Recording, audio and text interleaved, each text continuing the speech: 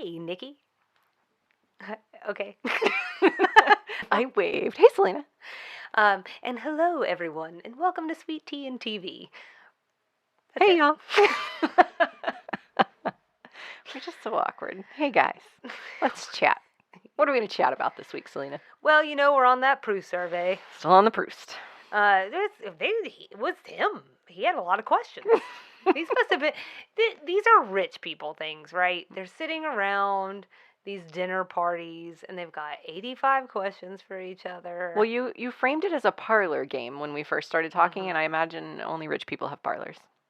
So do with that what you will. Well, I'm not that rich, and I have a parlor. I've never seen this parlor. Where is this parlor? Lies. So we'll go with the very first question here. Go ahead and ease our way in. Okay. It'll be super easy. What do you regard as the lowest depth of misery? Why did that question escalate so quickly? I'm going with the worst one first. What do you regard as misery? The worst depth of misery. What do you regard as the worst depth of misery, Selena? I don't even have to think about it. Oh, it's so fast. Mondays. That's true. Oh, the Sunday scaries are bad for me. They've gotten bad. For a long time they weren't, and for some reason lately they've definitely gotten bad. What time do they hit? I roll out of bed about 6 a.m. on Sunday, so... That's when it gets scary? I was going to say actually on Saturday. Oh, boy. I'm just kidding. I'm just joking. Lowest depths of misery. I feel like it honestly has to either be sitting in traffic, like stopped traffic, or possibly like waiting for an overdue appointment. Overdue is not the right word, but like you show up at 9, your appointment's at 9:15, it is now 10 a.m. and you have not seen the doctor in the waiting room. That drives me crazy. I think we're doing okay. Yeah, no, definitely. My life's not that bad. Right. I ran into someone today that was doing an interaction with them and had to give him my credit card. There was like a snafu and they had to run my credit card a second time. And he's like, I am so sorry for this inconvenience. And I was like, if this is the most inconvenient thing to happen to me today, I think I'm doing fine. I'm doing just fine. Yeah. I double checked. It wasn't a double charge on my credit card. So I'm really fine. Oh, good. I'm really fine. Good. I will give an honest answer that I think one of the things that really is very, like, where I can't stop thinking about it is if I'm in a fight with someone who is, like, in my most inner circles. So, like, if or something is wrong between us, like, that's one of the most miserable situations for me. And the top of that goes to Casey. Because when we're not right, it feels, we live together. So, like, it feels like everything else is, like, spirally. And I just like to address things. I want it to just be done. But you have to recognize that not everybody's like you, and you got to give whoever is pissed at you, like, the time that they need to do the things. But, yeah. So. Yeah, see, I could go real deep and say, like, in all seriousness, like, being in a situation that you can't do anything about. And I'm thinking specifically about some very close family situations I've had over the years where something traumatic happens and there's literally nothing you can do to ease the pain. Right. And if you're a person who is fixer oriented and you honestly just care about someone, that really is misery. That's what that feels like. That just like constant pit in the bottom of your stomach that there's nothing you can do. Sure. Well, and I think in addition to just that it being terrible, absolutely, any of us who have faced traumatic situations, and I don't think most of us have gotten out of it, you know, life sometimes feels like a trauma. I think positive, isn't it? But I was going to say, I think one of the things that I hear you saying that really both resonates, but also is at the core of that is if you are this type of person and it keeps you from being who you are. So, like, I'm in where you feel like your essential self is somehow not being able to shine through. So that's deep, Selena. On to something lighter. Is it though? Well, the second question, I don't know. What is your favorite occupation? Now, I'm going to tell you, I'm struggling with this one. I don't know what to do with that. Okay, because I told you that I really try not to look at these, but when I pulled up my notes before you came over, I that one was so weird that it caught me off guard.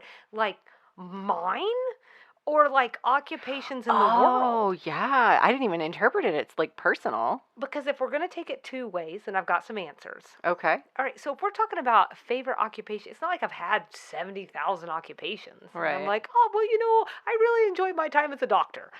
That said, if we're talking about occupations in the world, I'm saying trauma surgeon because if something bad happens, I want to know that that's my favorite occupation because I can make sure Oh, that sure. I'm okay. Sure. That's Or, smart. yeah. So maybe it's not like the most frivolous or fun thing, but Oh. it's getting, pragmatic. Sure. Thinking.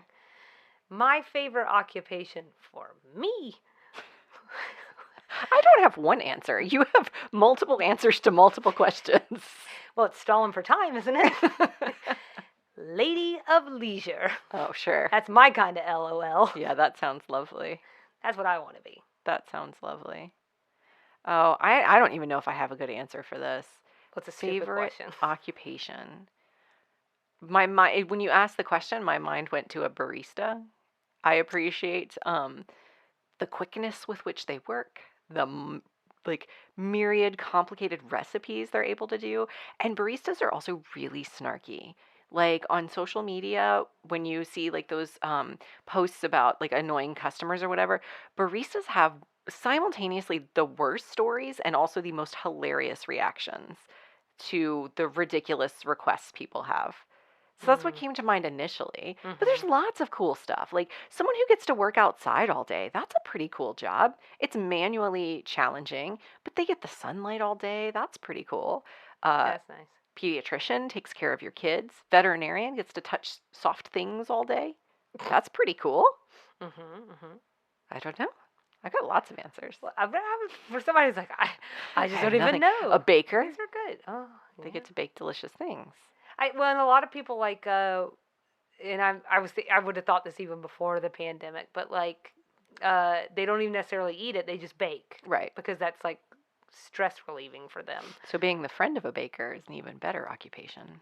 That would be my chosen profession. Sounds not so bad. I can only be the friend of a baker. I'm definitely not baking. Do you have additional interpretations of the question you want to share? Those are my two widest ones, but I liked your interpretation because it was just sort of like putting yourself in someone else's shoes. One thing you'll notice about my answers as we go through this season is I always tend to make it about myself. What? I was doing that, and that you weren't. Oh, interesting. See, and now I'm making it about me again. Get up. Where's your beautiful transition? Speaking of making it all about you, in this episode, we meet someone who is a master emotional manipulator and makes it all about him. Sounds like we may have been seeing things the same way. So this week we have Howard the Date. The women end up as a group date when they feel sorry for a former acquaintance who shows up dateless for his high school reunion. That's the Hulu episode description. IMDb says Howard Earp Head, a socially inept, nosebleed-prone man the ladies met on a singles cruise, returns to beg Mary Jo to be his date for his 15th high school reunion. And this one aired on December 14th, 1987. Yeah. So, how do you feel about those descriptions? Well, the first one is not as good. I think the second one's better. I think it's mean to call someone socially inept, but we'll talk about it, and you be the judge. But mostly, I'm okay with it. I think the first one, it just sort of sounds like he showed up there dateless, and then the women just appeared. There's a little more to it than that, huh? Sort of. So this one was written by LBT, and it was directed by Harry Thomason. So I feel like we're like dancing around some general reactions. Why don't you dance right into the general reaction? So let's go ahead and talk about Howard. Let's talk about him. Howard Earp. Came off a little creepy. Creepy? For me. Huh. Oh, so you didn't get a creepy vibe? I got a desperate vibe. which Well, sometimes that can be too. related. So he has one line where he says, "I always call for a payphone so they don't try and leave before I Oh, get sure. there." I know what he means, and that that's supposed to be funny, but if you just change the music a little bit and you darken the set, it would be a horror movie. So that's Michael Myers. Or Howard Head. Right. Double letter, double letter. I'm I don't telling you know. what. The frenetic energy, that doesn't make him creepy, but these are just the things that I kind of like notated about him. I don't care about the chronic nosebleeds. I mean, I care because that's sad. I hate that that's happening. What I care about is the chronic oversharing. Oh. That really bothers me. As someone who hails from chronic overshares, it's not my favorite thing. So what do you mean? What did he share that you think is crossing a line? I wish I had written down some specific examples, but I think it was just like his stories were about like when he was in high school. Not like the sadder moments where, we cued the emotional music and all of that, but just, I mean, it could be like the thing with the payphone. Like, you didn't need to say that, dude. Right. There was just like a lot of times where I was like, no, stop. You're not getting through. It just like little things that he would describe. I felt I was like, you should have stopped 18 words ago. Sure. If he had stopped 18 words ago, though, would well, there wouldn't be a show. Right. I was going to say, and the impact of them having to go to a reunion. I almost said prom, not prom. To a reunion with him, would that have been lessened? Probably. You got to have some level of creep factor. Yeah. So, and this is something that I felt like was creepy. He offers to pay Mary Jo to go with him to his high school reunion, and then says he'll pay her more if she says they had sex. Yeah. That's pretty creepy. That's pretty creepy. And it was, I think, like a flash forward. What's the word I'm thinking of? Almost like a premonition of what was going to come later at the reunion with some of the things he said about the women. Absolutely. So plan B was to kill himself. So he's also manipulative. And it was almost hard to take that funny because that's really funny. It's not. It's not. The way you said it was very funny. Plan B, kill himself. Yeah, I don't know how serious he was with that. Like, how important is a 15th reunion? And that's the other thing, too. I mean, this is so egocentric. Can I flip all that on its head and give you the opposite side of that? Where I felt like they were striking the right tone. Is this idea of, like, everyone deserves to feel special at some point. Sure. So I thought that I got on board with. And when they were saying some of those things and having those conversations, like, I got that. Because I imagine there are a lot of people who just, they spend every day flying under the radar, head down, just getting by, especially in high school and middle school. Those are awkward times, really for everyone, but they're obviously more awkward for some. And so I get that aspect. And I can see why someone who had a rough time in high school would want to go back and show them, no, see who I can really be. I can pay women to be my dates, pay them more if they say they had sex with me. So that very premise, to me, is like pretty ridiculous. Yeah. Because the whole thing is like, I mean, I guess to someone, the idea of taking 4 women to your high school reunion could be impressive. But I feel more like the idea is one of two things. If you were really with 4 women, unless you were part of a very special community, you are going to be looked at as it being very taboo. And I just think people would think it's weird. Okay. And you've already gone through high school with people thinking you're weird, so you're not accomplishing anything. On the other hand, the more likely scenario is they think they're 4 sex workers. Right. And yes, you are probably proving that you had enough money to pay 4 sex workers, and that is a type of achievement. Yes, but that wasn't his story at all. And wasn't it the lady's idea for all 4 of them to go? Because he just wanted Mary Jo. He just wanted Mary Jo. He didn't want all 4 of them. So what were they thinking? It seems like a Charlene idea. It does, doesn't it? But you know why? And not because I think my mind goes to the worst places, and I think Charlene's good, and her Yeah. mind goes to the best places. 4 women must be better than 1. But Every time. no one at well, they only showed him really talking to, having a substantive conversation with that one guy. I want to say Kevin. That might not be right. Oh, yeah. I have it written down later. Something latrine. Yes. That's Latrell. Right. He only has one substantive conversation with that guy. And that guy doesn't seem to judge him weirdly for the 4 women, but he does assume like he's paid for them or something. There's just not really any other normal. What else would you assume? Yeah. So this raised an interesting point to me, shifting gears completely, but about reunions in general. Yes. And like has how much they mattered changed? I think tremendously. Because this is a huge deal to him. This is an enormous deal to him that these people 15 years later think he's successful. I did not go to my 10-year high school reunion. We did not have a 15-year.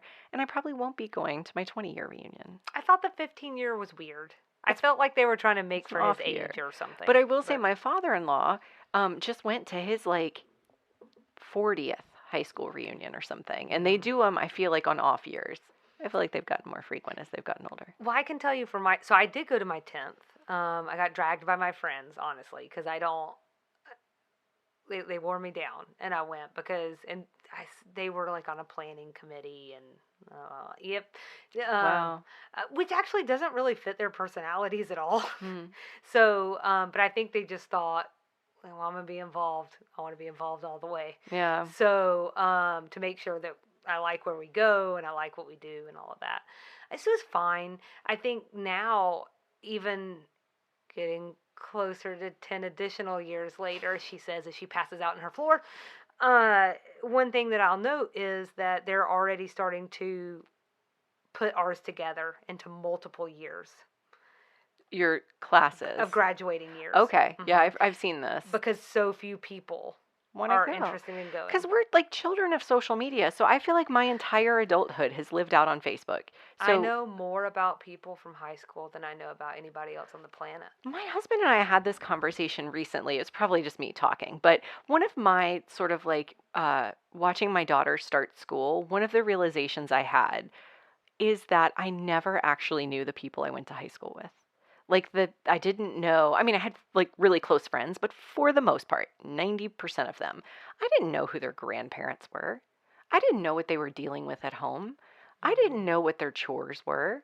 I didn't know, if they had a close family, had a, not so close family, if their parents were divorced, I didn't know any of that for 95% of the people I went to school with. Mm-hmm. So like all of those deep things that I know about the friends that I treasure and like the people that I feel the most comfortable with, I know all that stuff. Sure. And so it's weird to me to go back in time 20 years to people I already didn't know very well and then go and put my life on display for them in some kind of way. Oh, you're making it sound terrible. Well, that's what I saw with poor Howard. Like, these men had no idea what he did for a living. Yeah. All they knew about him was a very small sliver of his entire life.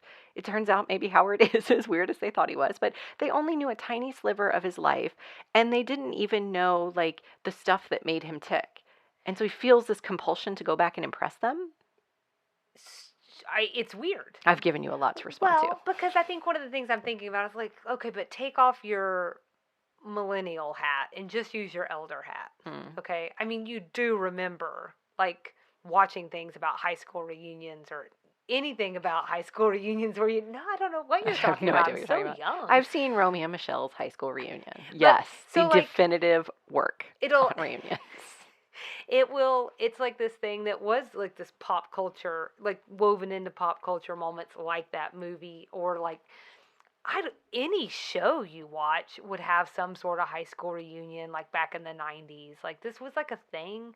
And the reason why I think is because the collective love an ugly duckling story. Oh, sure. So I think that this idea of the shy girl coming back and she's a runway model now, or the star quarterback comes back and he's pudgy and balding. But you see all that now on social media. It's true. So you don't need any of that I in real already know life. what's happened to you. You know what's happened to me. Well, I think that was the fun, though, is there was a surprise. You didn't really know it was going to, or like, what if you came back and someone was famous, you know? What if you come back and no one knows who you are, which is my greater fear? Like, I've looked at my yearbook picture, my senior yearbook picture. I like to believe I don't look the same. I like to believe that white eyeliner was really setting me apart. So I do wonder, like, what if you come back? I have looked through my yearbook and seen signatures and inscriptions that I don't remember. Like, inside jokes I don't remember. And I just fear, like, I show up and either I don't remember. Quarry, Nikki. I think I'm just not going to be invited to my reunion is what I think's going to happen here. I mean, I don't know. So I will tell you that for me, it was fun, like, seeing who they really were versus what I was seeing on social media, because I think some of that came through. Yeah. And, like, some people, I mean, it genuinely was nice. Like, some of the people who I was friends with, but in an acquaintance kind of way. I don't know, just to kind of, for me, it was nice to see that some people were succeeding. What did you talk about? What we're doing. What have you been up to for 10 years? Start at the beginning. And it would sort of depend. I also got to hide behind my friends when I wanted to. So I was very selective. And then I feel like, because that kind of conversation is difficult for me. Well, that's what I was thinking. That just seems horrible. Where do you even start? And that, well, but you know that you've had people in your life before that you can talk and it's like no time ever passed. So I like to think I still talk to those people. I think, right. And for me, I had a healthy amount of friends that I feel like I'm unusual in that. Like, I still have 9 best girlfriends that I went to school with at some point in time. It's in some point in high school or middle school, and some people even in elementary school. See, there's like zero chance then you could get me to a reunion because I already know the people I want to talk to. Yeah. Well, I'm not trying to talk you into it. So. I'm not going, so you're not going to win. Only if I get to go with Howard. Do we want to talk about the fact that this was Howard's 15th? Oh, Do I look as old as Howard? We're past our 15th. That's what I'm asking. That's my question. Tell me I don't look like Howard. I don't. To me, one thing I've noticed this whole time in watching something from the 80s is that I think people are more youthful now than they've ever been. I agree with that. I don't know if it's the clothes, skin hair, cream. We're just all moisturizing more now. But just in general, or the fact that, like, maybe I associate some of the ways they dress because my mom was a mom then with, like, you know, dressing like a mom. Right. But it feels like on the whole, we tend to look younger now than our 80s counterparts. So. Thank God for that. Yes. We want to talk about things we liked about this episode, because honestly, I can't tell if you liked it or not. I did have one more stray observation. Oh, yeah. And it's that Julia and Suzanne only got a cola at the reunion to drink. And I have to tell you 2 things. Well, 1, they should have just called it a Coke. Thing number 2 is, though, I would have needed something so much stronger than a cola at any reunion. But especially in that situation. That also stood out to me. And then also just saying cola, like the whole thing, I'm like, cola. I kind of thought that they would have at least gotten like a wine or something. Something. Yeah. Some champagne. Sorry, and I had one last stray. Stray away. The box that cheers to the ladies that Howard creates for them at the end, it was ahead of its time. Maybe Howard really is an amazing inventor, because now we have greeting cards that cheer to you. Oh, yeah. I mean, it wasn't a horrible idea. No, it was Charlene's. That's right. It wasn't his. Good point. But speaking of things we love, I do love the idea, you touched on this a minute ago, Howard getting his moment in the sun. Getting to be the cool guy for just a minute. Mm-hmm. A very brief moment before the ladies call him out on it. That part where Mary Jo said, he has a very exciting job. He's changing the face of tomorrow. What do you do? Doug. Doug. Doug, that's what it was. That's his name. I thought that was so great. Yeah, I thought in the beginning, we'll save the other part for what I didn't like. But yes, in that very beginning part where he hadn't lost his ever-living mind. He just went from 0 to 60, didn't he? Ego, man. Ego is a hard thing for people to control. What else did you like? I liked, so my likes get a little stray too. I liked in the scene where they're trying to figure out who Howard is. Like, who is Howard anyway? Why is Howard? I don't think Julia What even knew by the end. But yeah, I'm pretty sure. I loved that when he called Sugar Bakers, Suzanne immediately believed it was her he was into, with like zero proof to that effect. Like, I don't even think they had a conversation on the cruise ship, but she 100% believed that, and that was peak Suzanne, which I appreciate. And then the last thing I liked, they're strays, I'm telling you what, the Sweet Tea and TV podcastism at the very beginning of the episode. Oh, with the newspaper magazines. Magazines, well, whatever. We weren't sure. We were trying to figure it out. Yeah, I think, can we tell them? I don't think we can tell them. We can't tell them? No. We can't tell them anything? Nope. All right, bye, guys. So it's in the cold open, and Charlene talks Julia into calling a magazine's editorial board regarding an article they wrote about the South being much improved now that since more people who live there are neither born nor educated there. I just need everyone to know that Nikki and I did everything short of going down to the library and getting out, what's the thing called? Yep, that. Microfiche. Yeah, the microfiche. And trying to find this darn article. Not possible. I zeroed in on the front of the magazine cover. Oh, I did an alarming number of Galileo searches through my library. 1987, 1986, August, because that's the specific date she mentioned. It was a real research project that came to nothing. Nothing. But there were all of these really good Southern tidbits. So, like, I'm so glad that you brought it up, because I hate to lose out on talking about it at all. Yeah. I mean, so first of all, how did that hit you, then, saying that it's improved here now that people who live here aren't born or educated here? It feels very much like something someone from the North would say. Today. Yes. Yes. It feels like or something. The West. So anywhere that's not the South, and I say that acknowledging that I have my own regional biases. Like, we talked, I think it was maybe our last episode or 2 episodes ago, about like where else you would want to live, and you talked about the Northeast, and I made these like sweeping generalizations about that area. So we all do it. Sure. This one was just a bit more pointed. So it's a little mean, a little more personal, but it feels like something people would say about the South. So you're just like, meh, that's fine, whatever. That's what our podcast is about. I will only add on to this, because the first, I was hot. Not in the good way. Oh, really? Not in the good, awesome way. The first time I heard it, but I was just like, ugh, rude. And then I thought about it. And what I will say is that while I feel like a lot of times, and it's the whole reason we're sitting here right now, is that we get pooped on, I also feel like there is nothing wrong with an area being more diverse. Sure. And having more perspectives. Right. So I can see all of that being true, but like, you could do it and not be an a-hole about it.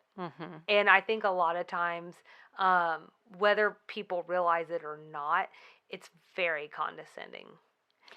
It was a little, so in doing all of our research, I ended up down a rabbit hole on the presidential election of 1988, I guess it would have been.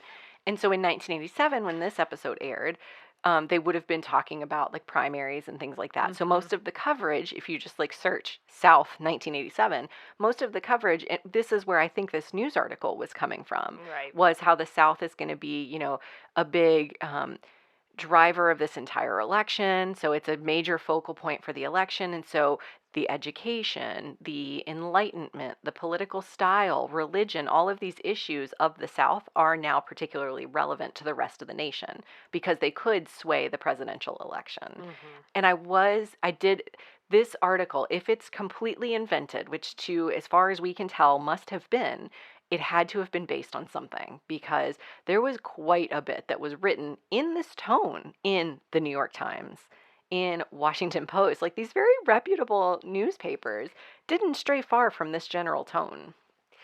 Right. And so maybe she was trying to encapsulate it all in one, because I think I told you all fair that it was Tempo magazine that she was looking in, but from everything I could find, that was an Indonesian news magazine. So I mean, it's possible that they also have an opinion on Southerners. It wasn't great. But I couldn't find anything there. I mean, I checked the New Yorker. We both checked Newsweek and Time, and anyways, We've found nothing. I often can't find things, and it's never a problem. I like that while we're still on this in particular, I do think that what Mary Jo said is right. Just, again, this idea, and hearing it come out in this show, people thinking you're stupid because you have an accent. I mean, I really think that's an important part of this. I think that is a definite point of confusion, even though, like, I myself have tried to cover my own accent before, and I know that, but I also know it's because I have been judged before, and I know what happens in that scenario. So it's better to try and store my y'alls away and just tighten it up as much as someone like I can. Yeah, shut up. And just try and move on. But I think the point is really important, and it's not true. What hicks are? They talk about that. Yeah. Mary Jo has a line that made me laugh. She described it as somebody who lives on a rural highway that has a sign out in their front yard that says VCR rentals and live bait. What a time capsule. And then I did write down Julia's message, and I thought we could just share that. Okay. So, yes, this is Julia Sugarbaker from Atlanta. You know, the one that burned. We've rebuilt since the war, and it's actually quite pleasant down here. Some of us are even managing to hold down jobs and find our way home at night in spite of being born and educated here. She did not take that one lightly. That's right, but don't put me out in the dark. I may not be able to find my way home. But it has nothing to do with you being Southern. No, it just has something to do with me not being able to read maps. Did you have other things that you liked? Let's see. Oh, when Mary Jo is talking about going through that awkward stage, 7th grade when you're all teeth and ears, and Suzanne says, no. And Mary Jo goes, how about teeth and knockers? Oh, yeah. Which I believe is a reference. Oh, you know what? I actually had that on my list. For your bingo card? Yes, I think that counts. So get your bingo cards out. That absolutely counts as a reference. Let's see. Just that I like Charlene's story. I mean, I didn't like it. It was sad, but it moved me. When they, good. Yeah, because everybody else's was about someone else. Oh. And that kind of stood out to me. Oh. But Charlene's was about her. Yeah. And something that she went through. And it's so odd because you think Charlene would be like everybody would love her because she's just so nice. But they do love her. No, not in high school they didn't. No, it was just that somebody was calling her poor. I know. Do you tell people that you love they're poor? No, I would never say anything like that to anybody. But That's what I'm saying. I think, but she went to another school too. It was somebody's cousin that came to the dance, and she called her out for that dress being from a consignment shop. Right. B word. She's just a savvy shopper. She's eco-friendly. Oh, and you mentioned this one earlier. You mentioned what Mary Jo said afterwards to Doug, but I just wanted to say that I also really liked that she called him Doug Latrine instead of Doug Latrell. Latrill. It was quick thinking. It's Latrill. So things we didn't like. I wasn't really sure where to put this, but just the way that Howard took advantage of the situation at the reunion, insinuating to people that he was sleeping with all of them. Like, but that's, like, not necessarily something I didn't like about the episode. It's just, like, to me, that was, like, this thing that I just couldn't get past. I wrote, I do hate when the guy you're cheering for turns a little bad. I don't like that.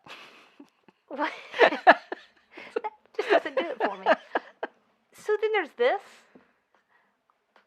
As they're dragging him out, And it is past 1 o'clock in the morning. They said that, and I was like, my God. And Julia's in her 40s. I am 36 right now, and I can tell you right now, it's someone else's high school reunion, and all I've had is cola. Yeah. I'm going to Going be home. like, I will murder you if you don't get me out of here. But, so this is the thing. As they're dragging him, he goes, "Ooh, I love it. I love it. See you in 10 years. Oh, here we go. Head 'em up. Move 'em out. Rawhide. Yippee. Nerds for president." What the hell? Well, it left an impression for his classmates, I'm sure. They'll be looking forward to that next reunion. See how many women he brings with him next time. Just nerds for president? What's happening? What is happening, Selena? What is happening? For a long time, I like to think that it was only nerds for president.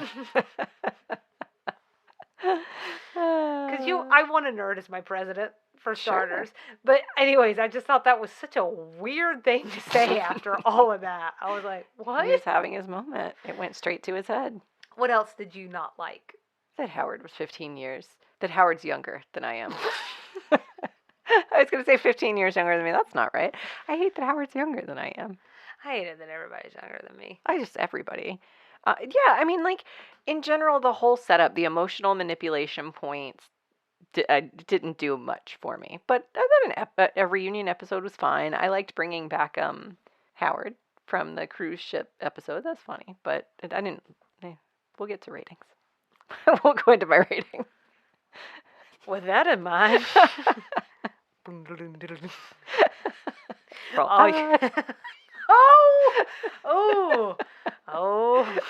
going to have to figure out a way to work that in the podcast. Anyways, are you ready to rate this sucker then? I am. What you got? My rating scale is editor croissants. I didn't work that fully out, but early on Julia says, why not have an editor for breakfast? Yeah. It wasn't my best work, but I was aiming for something. I went with 3. It's my middle of the road. It was fine. I need like every. You were worried that you were going to spoil that. I need clips of every time this season I've been like, it's fine. No, I mean, like, I like the idea of a reunion. To your point, like, I've seen all the movies about reunions. They show up on TV shows all the time.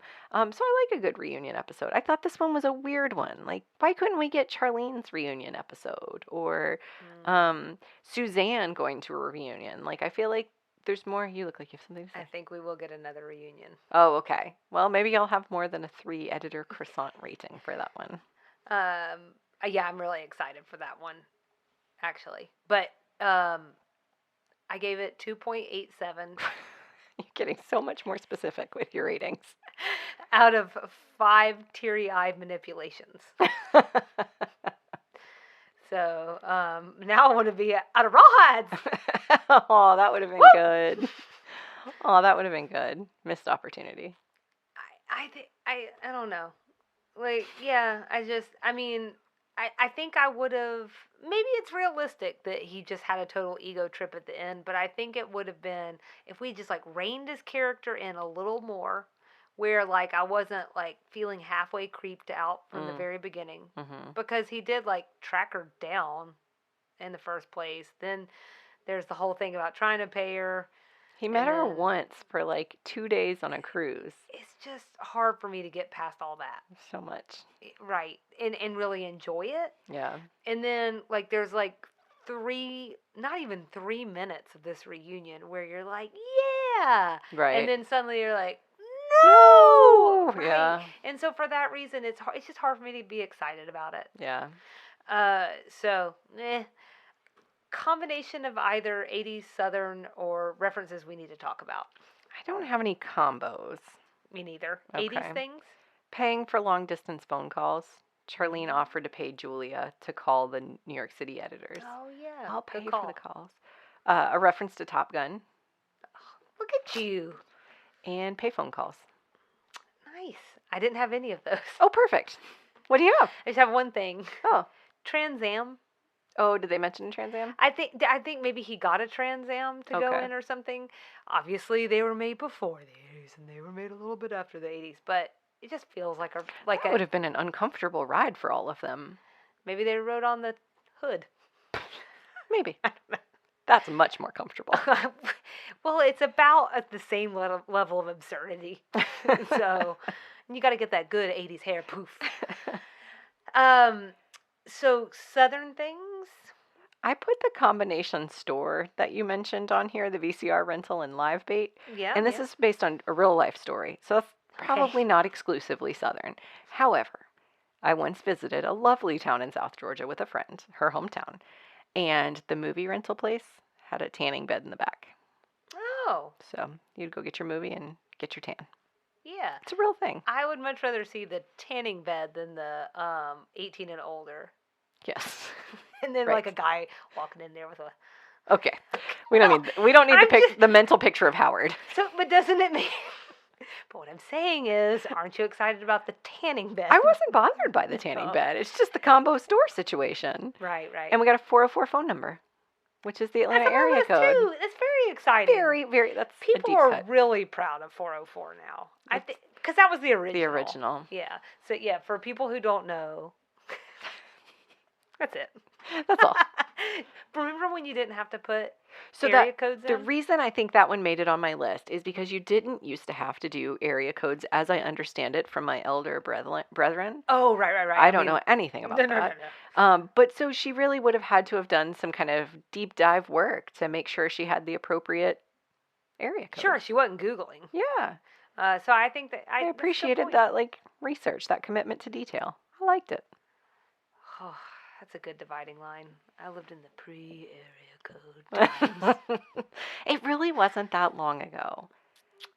I think it switched over in like 98 or 99. That's really not that long ago. Not in the history of the world. It's really not. Only to the eyes of someone who's 25. That's true. So yeah, I think the only other thing that in that whole conversation that they had in the cold open, Dukes of Hazzard gets brought up again. And then just the idea that we're talking about Hicks again. Right. Which is something that we've talked about before. References that you needed to look up or you want to talk about? Julia said toward the end of the reunion that they had given Howard the ego that ate Atlanta. Mm-hmm. And I just feel like that's based on... Okay. Short version is I have no answer to this. I'm positing something. Okay. I felt like it was based on something. So I spent some time Googling like the ego that ate. It just feels like maybe it's a science fiction movie or like a... Right, but it's probably not an ego, though, that ate it. If it were science fiction, that's true. But it was just so specific. Mm-hmm. It was just such a specific play on words. Yeah, Mm-hmm. It was weird. I didn't find anything except like a punk rock band from the 2010s. So I'm guessing that wasn't. What was the name of the band? Because that could The ego that ate the world. Oh. Which is like a saying, yeah? I mean, it's not like the most popular saying. I Googled it and I didn't find anything. I've never heard that saying. It definitely rang a certain way for me when I heard it too. So if y'all know, tell us. Yes, please let me know because it's going to keep me awake at night. You can't have two things that you couldn't find. What do you mean? Not being able to find the article or this. Oh, that's true. I was going to say this is the only reference I had to look up other than the article. Time in my life I'll never get back. Mine was the name of the episode, also a play on words, because Yep. Oh, have you seen this movie? 1,000,000 times. Shut up. I've seen it recently. Nuh-uh. Yes. You're one of the cult followers. You've never seen Howard the Duck with Leah Thompson? Mm-mm. Really? Mm-mm. Oh. I had a friend growing up that loved it. Oh. And I didn't even know what it was until like I think it probably was like in 8th grade or something when she told me about it, and like I remember her describing it to me and I went, "Nah, I'm good." It's not a great movie. It's like an 80s But it's great in its badness. So my sister loved Nikki. it. My sister loved it. It's actually based on a Marvel character. Yep. A comic book character, mm-hmm. and he shows up in the Avengers movies. But yeah, he is this. He does?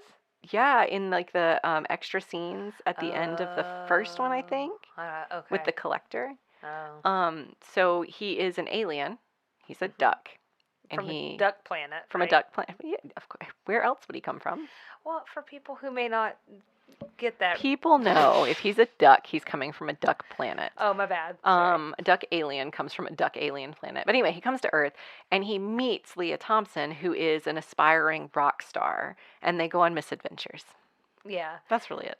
Right. It was produced by George Lucas. Mm-hmm. That kind of surprised me, actually. It's not like him to have a dud. In fact, I read somewhere. No one said it was a dud. No, it absolutely was a dud. No one said it was a dud. No, everyone said it was a dud. I've seen it. Well, like money-wise. It was my sister's favorite movie for a period of time. I read that it's considered one of the worst movies of all time. It is. But it does have a cult following. Well, so... It also, the Howard the Duck theme song is amazing. It just gets stuck in your head. It's going to be stuck in my head for 3 days now. I guess I'll have to look it up. But I'm kind of scared to now. Well, but I mean, look, there's lots of movies I like that weren't exactly killing it at the box office. And also, that doesn't always mean that they're good. So I definitely think that's true. But what I was going to say is related to George Lucas is he was going to use that to pay, like back pay, I think, for like something else. Maybe it was like the next set of Star Wars movies that he was trying to do. Anyways, he was like, this was going to be the thing that paid off these other debts or something. Oh, that sucks. Yeah. So that didn't work out so much, and I think it put some of that work behind. So I thought that was kind of a sad but an interesting story. Cut lines? I just had one substantial one. Okay. And only substantial in length. No, substantial in length, and also, I think, because it sort of set the stage a little bit for what was happening. So, anyway, Howard calls sugar bakers between Charlene putting him on hold because, quote, personnel has expanded, which I just thought was such a funny excuse, and Julia asking, like, who is he anyway? I think Charlene says, oh, no, I'm getting tired of y'all referring all your phone calls to me. Or maybe it's the other way. Julia says it. Somebody says, oh, all right, I'll talk to him. He wasn't that bad. Howard, I'm sorry to keep you waiting so long. Mary Jo went home. Sick. Well, I don't know when she'll be back in again. Somebody whispers, never. She says, maybe never. She looked real bad. Our address? Well, why, Howard? And then she says, like, call me a psychic, but I get the distinct impression he's coming over. And then Mary Jo invents this whole excuse for why she's not there. She's going to go do the original telework. She's going to go work from home and work on her sketches. That's where they can find her once Howard has left. And I bring that up and spend this much time replaying that scene that many of us will never see, only because I feel like it's, again, that thing that sort of illustrates the story a little more clearly. It explains a little bit more where Howard was coming from, how that all came together. Mary Jo trying to get out of there because she was trying to, like, put her jacket on, and, like, it just explained a couple things to me. Okay, that makes sense. Well, he also says, I think if we want to take out some of that creepy factor, it explains the fact his parents still live there. Yeah. So there's some ties still to home. It's not like he's coming from, like, well, he is coming from a different state, but, like, he's not, like, he doesn't not have a home base there. He doesn't. It's not totally random. Yeah. Yeah. Still creepy, but maybe a little less creepy. And that was it. I think there was another smaller, more irrelevant cut, but I won't belabor the point. Yeah, I had that one and another one. Same deal. So. Is that it? That's it. Okay, next episode 12. I'll be home for Christmas. A Christmas episode, because we didn't get one in season 1. We did not. And we'll get to record that one during the Christmas season, but it won't air until after the Christmas season. But it'll be Christmas for us. It'll be exciting. So we'd love everyone to follow along with us and engage. We're on Instagram and Facebook at Sweet Tea and TV. Our email address is sweetteatvpod@gmail.com. And our website is www.sweetteatv.com. And we got extra sugar coming up. What are we talking about this week, Salina? Just crap. Just the stuff. We've had a couple of extra sugars in a row that were a little heavy, so we're gonna lighten it up a little bit. Would you call it breeze shooting? Yeah, we'll breeze shoot. Let's breeze shoot. I like it. Well, you know what that means. What does it mean? We'll see you around the bend. Bye.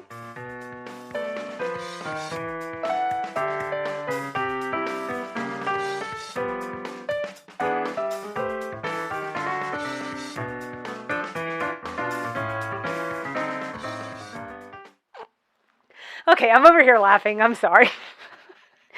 I missed my cue. Was I supposed to start? No. Oh, okay.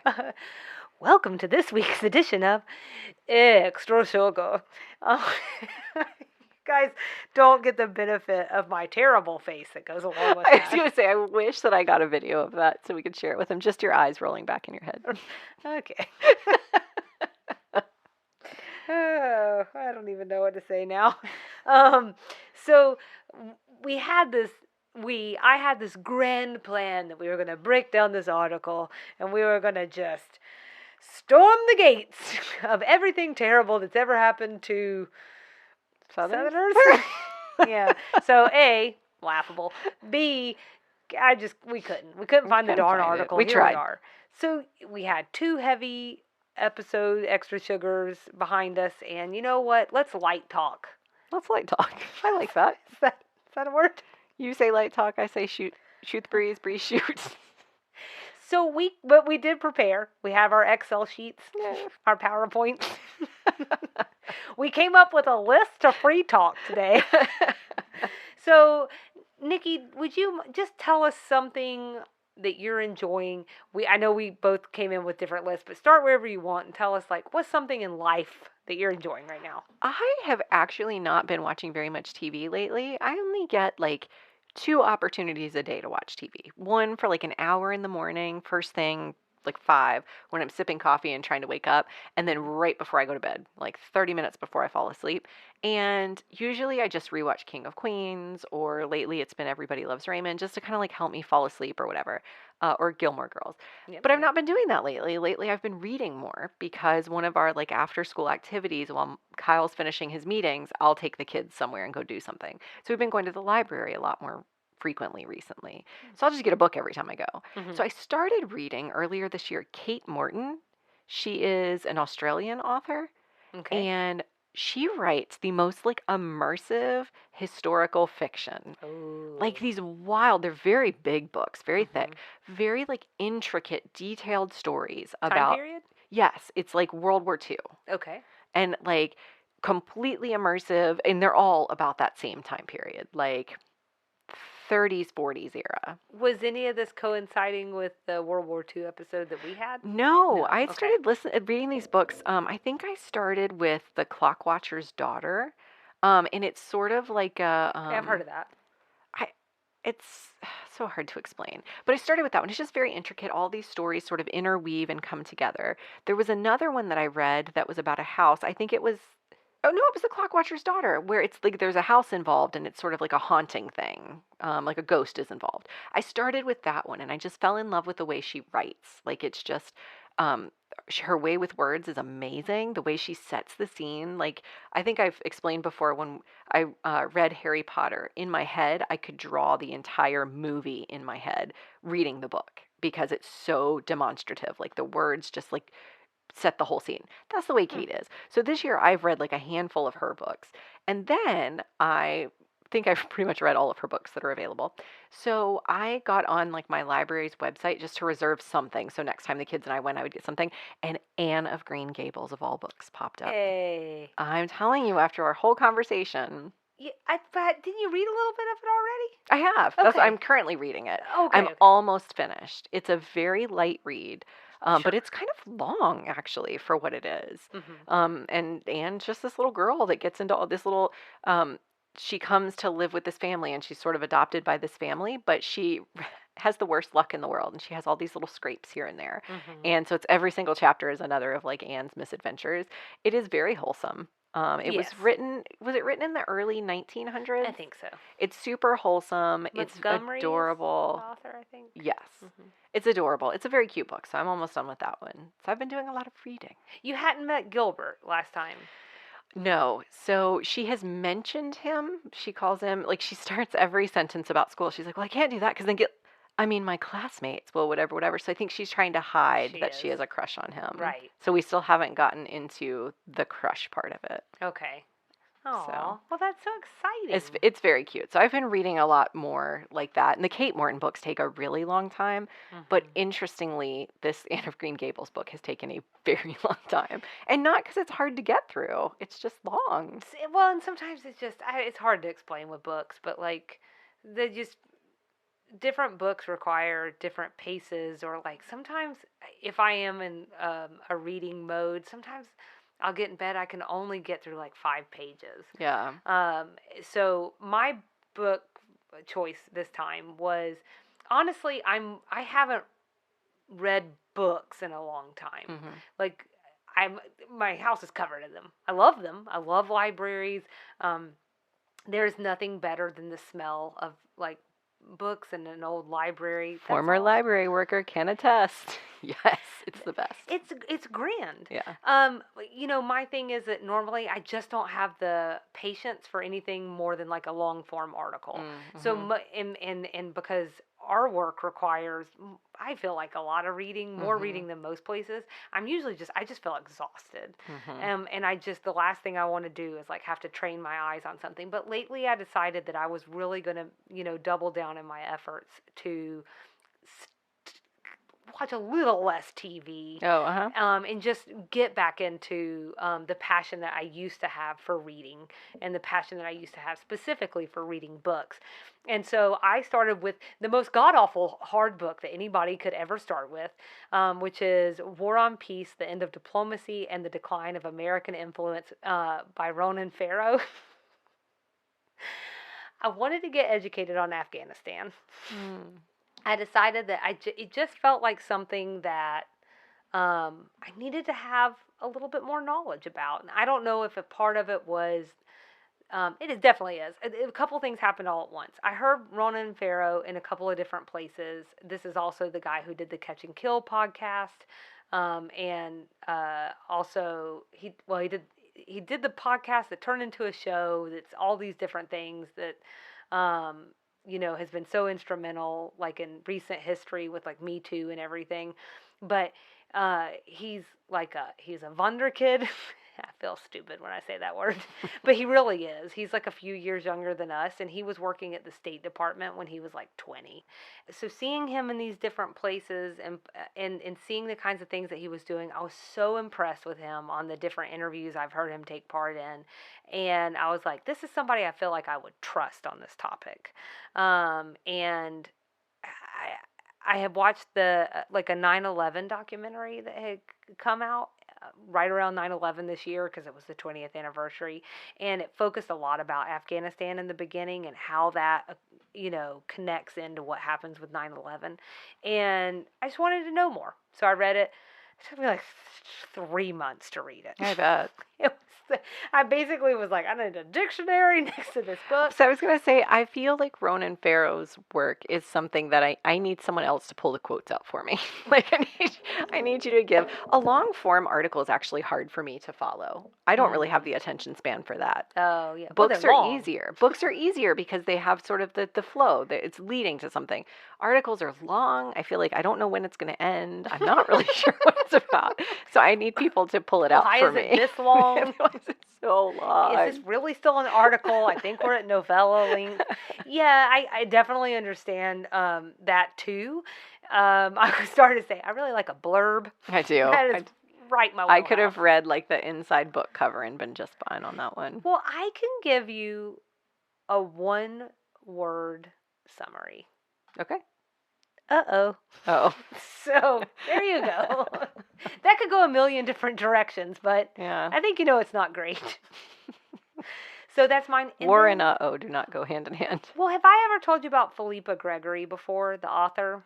She's the one who did, like, a lot of her stuff has gone on. It's way more commercial because the other Boleyn Girl was made into a movie. The Spanish Princess got picked up to be a television show. The White Princess and the White Queen also got picked up to be television shows. But she is it's like historic fiction, but it is very steeped in the real things that happen, but it's more of like a feminist turn, and you get the perspectives that you don't normally get.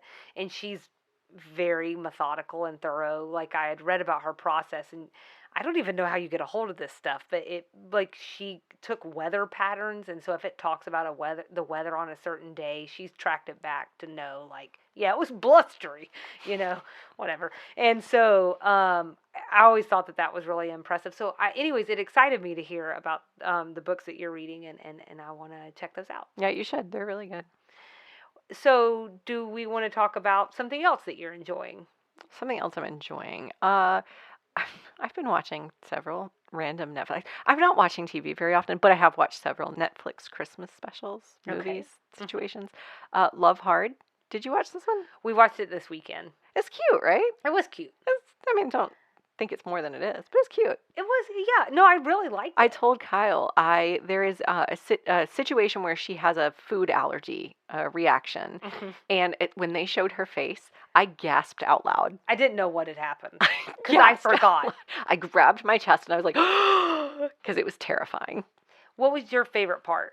Sorry, I don't mean to. I loved that part. That part was really funny. I kind of liked the end.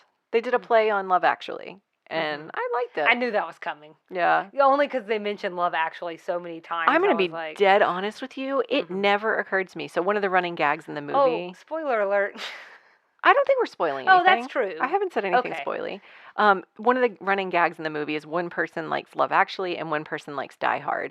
It took me about 2 days to realize the name was a merging of Love Actually and Die Hard. Oh. Love Hard. It took me a really long time to put that together. So I didn't think that's what was coming. But yeah, there you go. So that was a really cute movie. And then I just finished Father Christmas is Back, which is like a Kelsey Grammer movie. Oh, uh-huh. And it also has Elizabeth Hurley.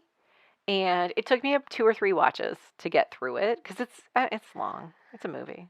The way that you said that, like, is it 2 or 3 times? Like, I had to watch it 2 or 3 times. No, I watched like 30 minutes here, 30 minutes there. Yeah. And the ending was really cute. It was really sweet. And that's on Netflix, too. It is Netflix, yep. So I did want to say that my favorite part of Love Hard was the rendition of Baby It's Cold Outside that they did. They changed that was it cute. and they made it less of problematic. Yeah. And I thought that was really nice. Yeah. I wonder if that'll wind up getting some real airplay this year. Okay, so TV for me,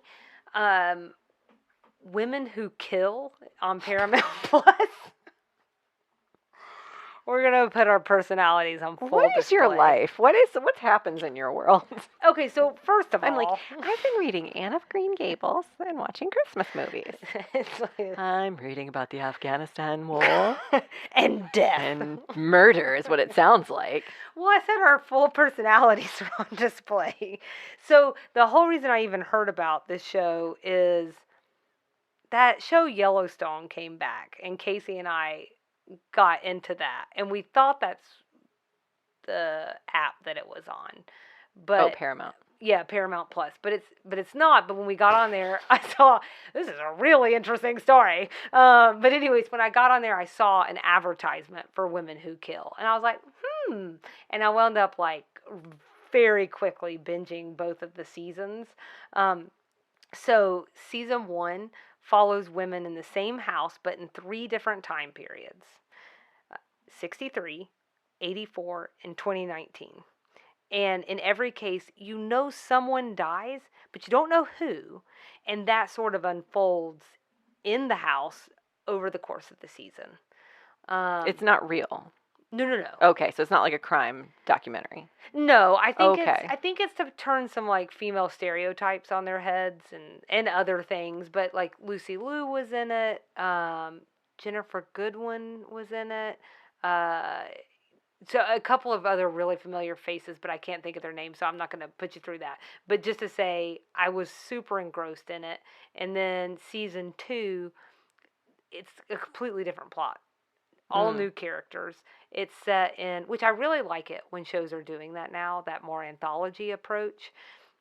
But it's like 2 different women in 1949, one who appears to have it all, and the other who would do anything to belong. And Howard. It was amazing. Oh. And I just really enjoyed it. So if you're looking for something and you happen to have Paramount Plus, knock yourself out. It's good.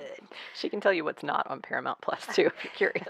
That's true. We also canceled it, by the way. That's why I binged it so fast. Oh, sure. It's because I started watching that, and then I had told Casey as soon as Yellowstone went on, I was like, what are we paying for this for? Yeah. And he came home, he was like, I canceled that. It's going to be gone in 3 days. And I was like, uh-oh. Oh, no. Gotta hurry.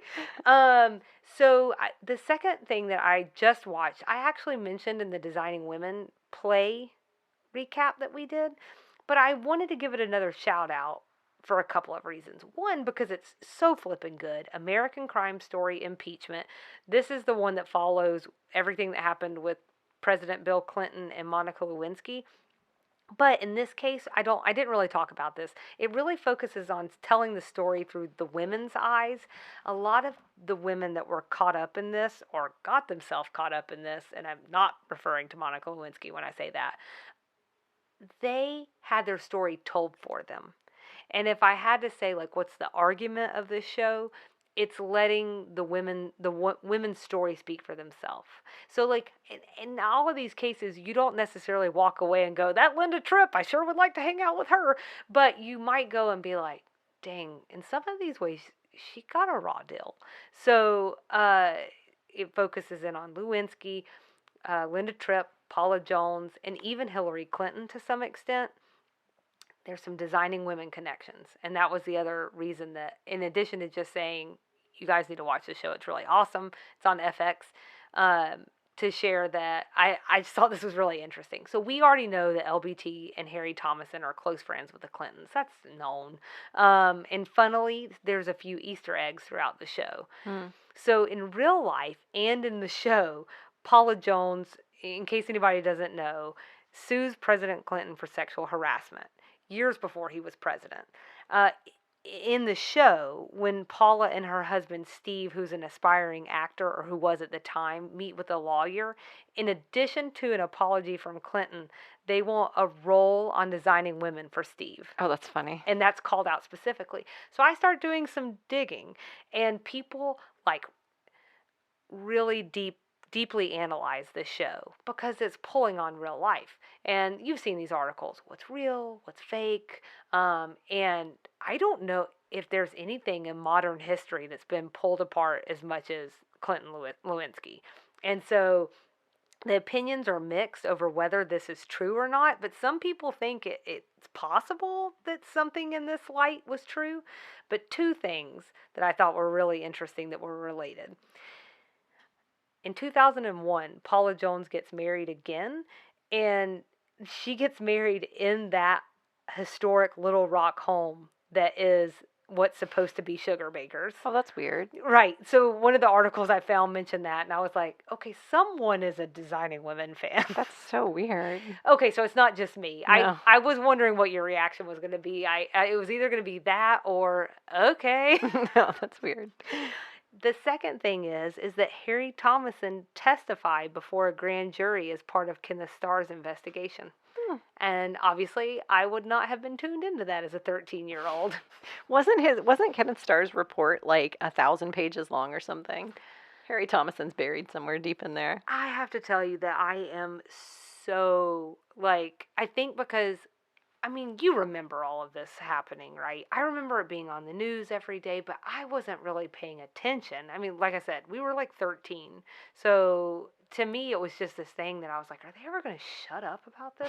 Which I think was actually a lot of people. But also a lot of people were just eating it up. And, like, it's so weird because this happened is like the modern world was breaking free. So in addition to Kenneth Starr's report being like 1,000 pages long, they decided to automatically, Congress pushed it out on the internet without ever looking at it. So hearing these stories about people being on dial-up and trying to access it, or like, and then like just college students at campus like scouring all of it, and the news is like, oral sex was reported in here 17,000 times, and just like all this stuff, and you're just like, oh my gosh, this world is so weird, and this was the beginning of it. Yeah, we're so focused on weird details. So there's a podcast called Slow Burn, and one season was all about the Clinton situation. And it was the first time, and I listened to it maybe 2 years ago, maybe a year. It had to have been 2 years ago. It was the first time that I have ever really thought about Monica Lewinsky, aside from the narrative that was sold to us as kids of that, like the little bit we picked up. You took away one very specific narrative about the type of person that she was. Right. And to hear a little bit more about her side of the story, and then to your point, to pick apart what actually happened through the lens of now realizing like, oh, power dynamics are a real thing we can actually talk about, and it's not something we're just supposed to accept as part of our life. It's not that thing you teach your daughter about. as something to look out for. It's a real thing we're allowed to call out and say is a problem. That podcast was probably the first time I've really thought about that, and the first time and this was before she started sort of her circuit in recent years to kind of reclaim her narrative. So it's a sad story. It's very sad and also fascinating. And there's something about, like, when we talk about this part of designing women, we were so little that I can't really be like, 87, man. What a year. Yeah. I can't do that. But 98? Yeah. I mean, I was a fully formed human being, so except for the fact that the old brain wasn't developed all the way, it's just weird because your perspective as a child is so very different. And I mean, I can remember like exactly where I was in some of these really famous moments where like Bill Clinton is like, "No, I did not have sex with that woman," or the next time I he's did like not have apologizing. sexual relations with that woman. Do you know who wrote those remarks? Linda Thomason? Harry. Really? I think that's what was claimed in this article. So Oh. I will link to this article so that people can see. So all of this testimony, I believe, is given because that Starr report went on, or like that investigation went on for about 4 years or something like that. Very long time. And so I think that all of that happened before anything came out that actually they did have a sexual relationship. So I'll leave it there. We'll let y'all read the articles and you can decide. So, anything else you're enjoying? Just life. Life in general. Taylor Swift has a new album out. This will date this episode recording very badly, but Red just came out. It is one of her greatest achievements as an album, just in general, like in the Taylor Swift-dom. Mm-hmm. But her, again, talking about reclaiming power and reclaiming her record and re-recording it under her, criteria and situation. It's just impressive. So it's been really fun. That was one of my favorite albums when it came out. So it's been fun to get to relive it 9 years later or whatever. And we've had all kinds of fun stuff come out. So been listening to that one on repeat. Yeah, I think the amount of publicity, I can't imagine looking at those metrics. Yeah, it's been wild. Crazy. She she was on SNL this last weekend. She was on both of the late night, or two of the late night shows. I don't even know how many there are anymore. And she's people are talking about this album like it's brand new, which is great for her. Sure. Well, let's get her some money. I know she needs it. She does. It's not about the money, people. It is good. It's not about the money, but if she wants to give us some, that would be delightful. Or just tweet about us just once. I know. I need someone just to make sure Taylor knows I'm a big fan. Because one of the things that's going around, like, her family is very big into hand-picking people. So she did a screening of, she just released All Too Well, the 10-minute version. She did a screening of a short film she put together, like a music video almost. Mm-hmm. They hand-picked the fans that were invited to it. Yeah. And I have this sneaking suspicion that they're those people that just go wild on social media, and that's just not my vibe. But I am absolutely a true fan. My daughter listens to Taylor Swift when she's in her room in quiet time and sings along to the songs. So it's like I'm raising the next generation of Taylor Swift fans, which I think maybe elevates me. I hope so. So I need someone to share this with her. Yeah. I have no shame. Except I won't go on social media and make videos about myself. But you will put it on a podcast. I absolutely will. Yeah. 100%. Yeah. So the last thing that I wanted to share real quickly that I'm enjoying was actually your recommendation. Oh.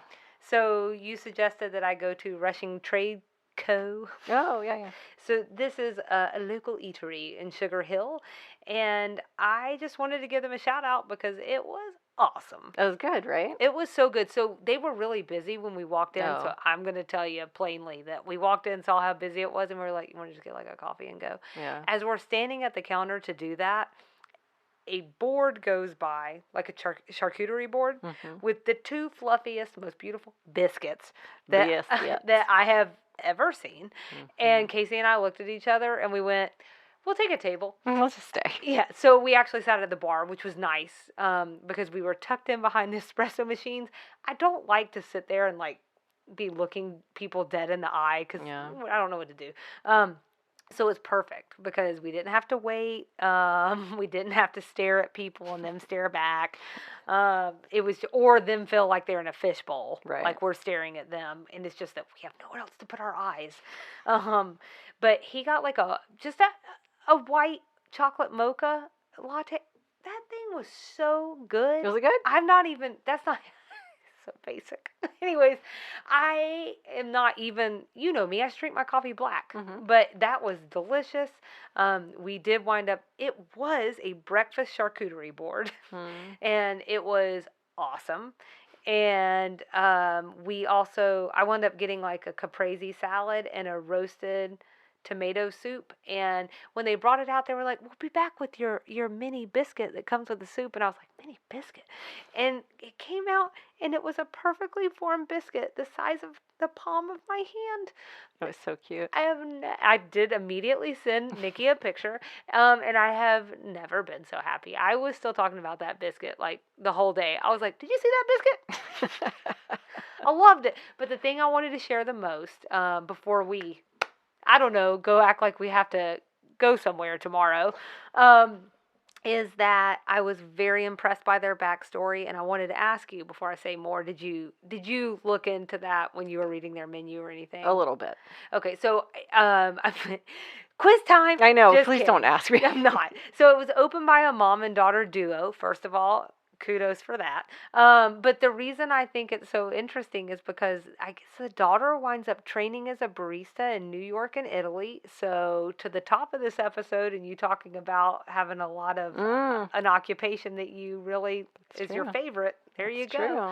And then she does a school project, and based on that school project that was to start like a coffee cart business, they start a coffee cart that's really successful, and then now they have 2 restaurants, and I just think that's so neat. That's very cool. Yeah. That's a cool story. Yeah, so anyways, if you are someone who lives north of Atlanta, or anywhere around the Atlanta area, and you want to go to Sugar Hill's Rushing Trade Company, I can't say enough good things about it. And, well, Nikki recommended it to me. It was good. Yeah, it's delicious. It's right in downtown Sugar Hill.